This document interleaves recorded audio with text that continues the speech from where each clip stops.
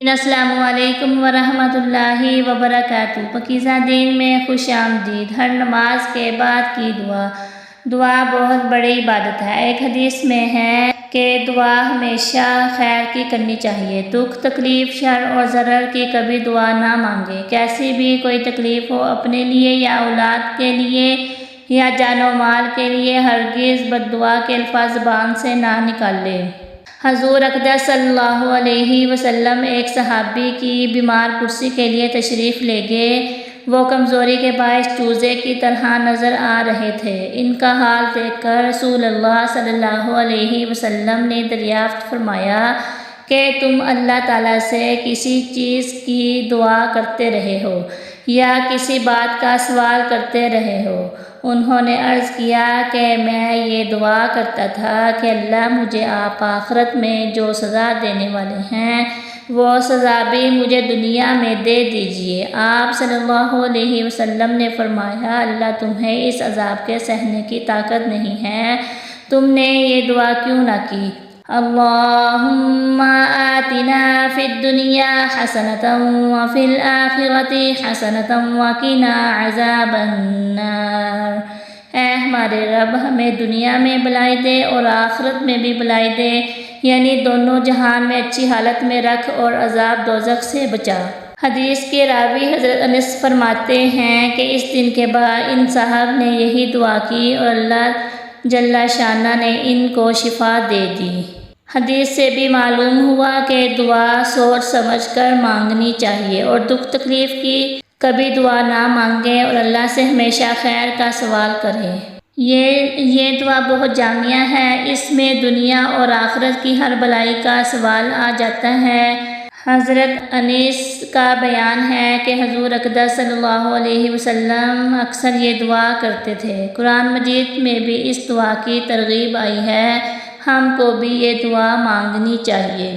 قرآن مجید میں ارشاد ہے، مَن یقول ربنا آتنا فی الدنیا وما لہ فی الآخرۃ من خلاق۔ جو کہتا ہے کہ اے ہمارے رب ہمیں دنیا ہی میں سب کچھ دے دے، ایسے شخص کے لیے آخرت میں کوئی حصہ نہیں۔ ربنا آتنا فی الدنیا حسنۃ وفی الآخرۃ حسنۃ وقنا عذاب النار۔ اے ہمارے رب ہمیں دنیا میں بھی بھلائی دے اور آخرت میں بھی بھلائی، اور آگ کے عذاب سے ہمیں بچا لے۔ حضرت ابو بکر صدیق رضی اللہ عنہ سے روایت ہے کہ رسول اللہ صلی اللہ علیہ وسلم منبر پر تشریف لے گئے، پھر فرمایا، اے لوگو، اللہ تعالیٰ سے معافی مانگو اور عافیت کا سوال کرو، کیونکہ کسی شخص کو دولت ایمان کے بعد عافیت سے بڑھ کر کوئی چیز نہیں ملی۔ عافیت بہت جامع لفظ ہے، صحت، تندرستی، سلامتی، آرام، چین، سکون، اطمینان، ان سب کو شامل ہے۔ عافیت کی دعا بہت زیادہ کرنی چاہیے۔ دنیا اور آخرت میں عافیت نصیب ہونے کی دعا کیا کریں؟ اللہم انی اسألک العافیۃ والمعافاۃ فی الدنیا والآخرہ۔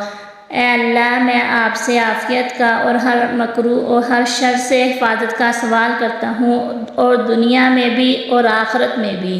ایک اور حدیث میں ہے، لا یسأل اللہ عبد شیئا احب الیہ من ان یسأل العافیہ، یعنی اللہ سبحانہ وتعالیٰ سے کوئی بندہ کوئی سوال ایسا نہیں کرتا جو اللہ کے نزدیک عافیت کے سوال سے زیادہ محبوب ہو۔